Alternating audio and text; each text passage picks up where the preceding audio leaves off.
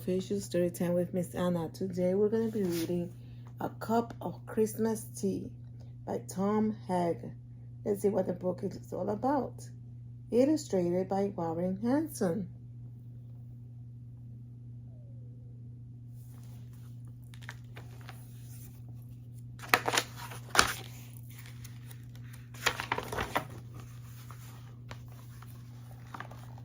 The log was in the fireplace, all spiced and set to burn.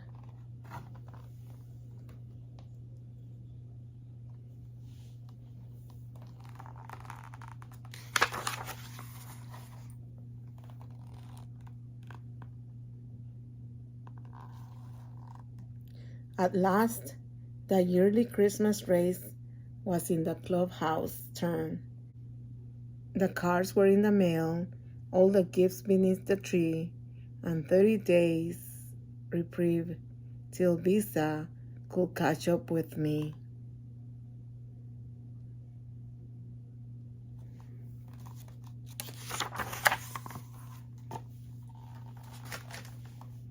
And though smug satisfaction seemed the order of the day, something still was nagging me and would not go away.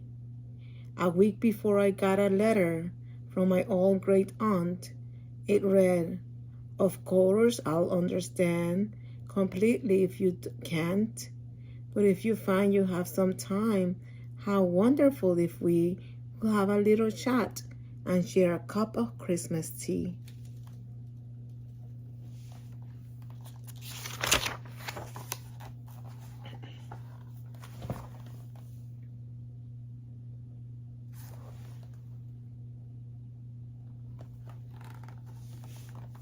She had a mild stroke that year, which crippled her left side.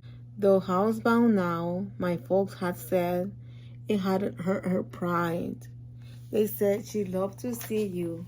What a nice thing it would be for you to go and maybe have a cup of Christmas tea.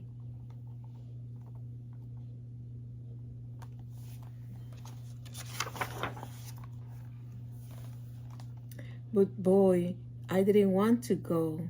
Oh, what a bitter pill to see an old relation and how far she gone downhill. I remember her as vigorous, as funny, and as bright. I remember Christmas Eves when she regaled us half the night. I didn't want to risk all that. I didn't want the pain. I didn't need to be depressed. I didn't need the strain. And what about my brother? Why not him? She's his aunt too. I thought I had it justified.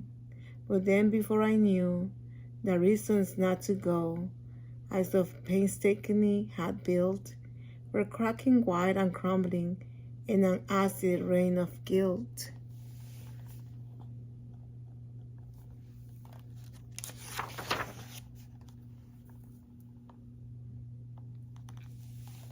I put on boots and gloves and cap, shame stinging every pore, and armed with squeegee, sand, and map, I went out my front door.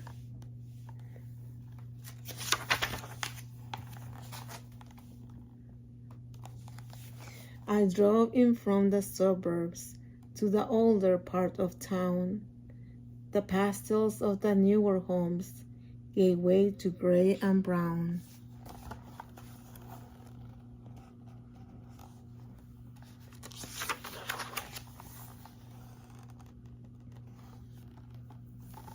I had that disembodied feeling as the car pulled up and stopped beside the wooden house that held the Christmas cup. How I got up to her door, I really couldn't tell.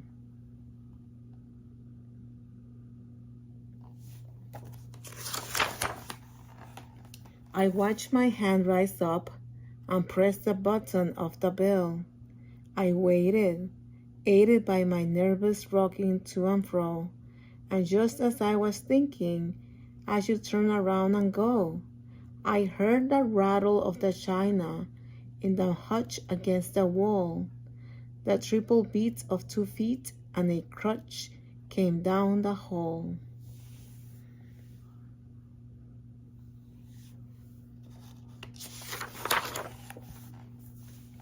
The clicking of the door latch, and the sliding of the bolt, and a little swollen struggle popped it open with a jolt.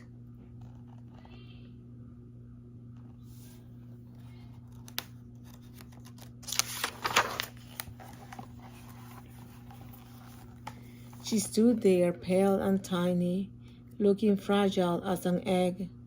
I forced myself from staring at the brace that held her leg, and though her thick bifocals seemed to crack and spread her eyes, their milky, unrefracted depths lit up with young surprise. Come in, she laughed the words. She took me by the hand, and all my fears dissolved away. As if by her command, we went inside, and then, before I knew how to react,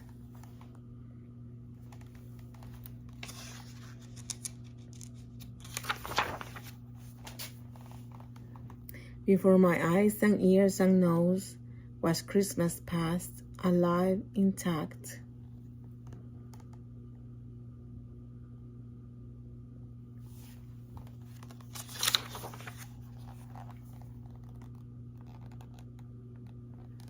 The scent of candied oranges, of cinnamon and pine, the antique wooden soldiers in their military line.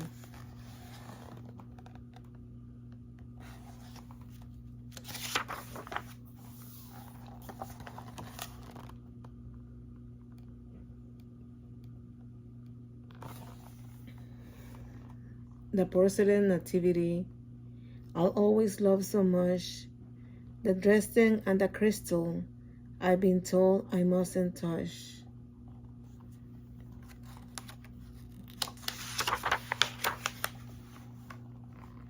My spirit fairly bolted like a child out of class and danced among the ornaments of calico and glass. Like magic, I was 6 again, deep in a Christmas spell, steeped in the million memories the boy inside knew well.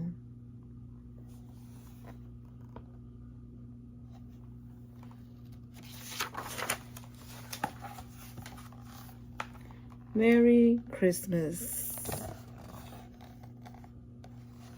And here among all Christmas cards, so lovingly displayed, a special place of honor for the ones we kids had made.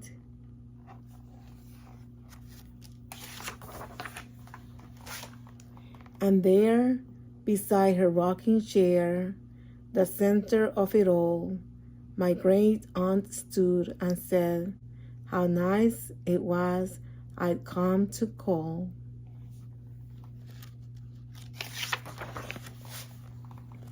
I sat and rattled on about the weather and the flu.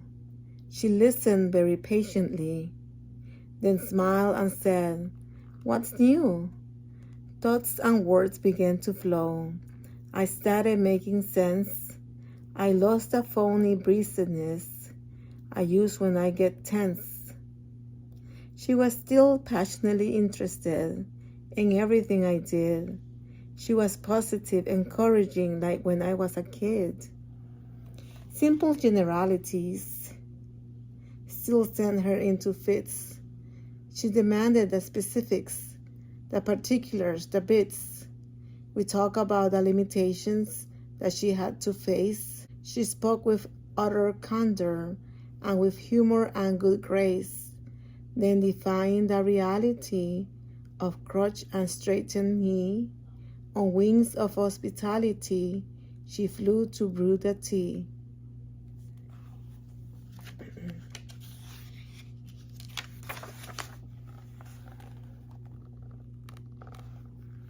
I sat alone with feelings that I hadn't felt in years.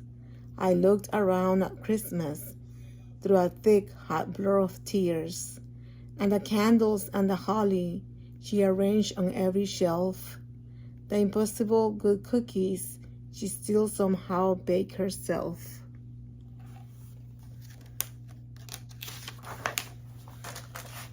But these rich, tactile memories became quite pale and thin.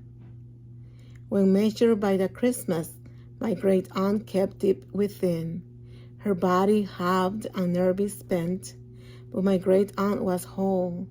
I saw a Christmas miracle, the triumph of a soul.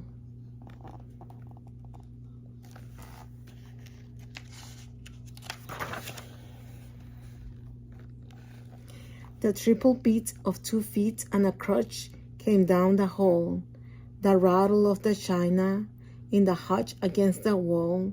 She poured 2 cups, she smiled, and then she handed one to me.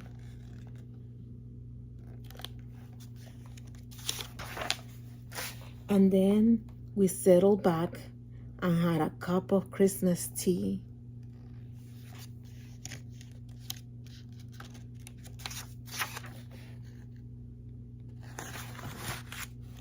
And my friends, it looks like that was the end of the story.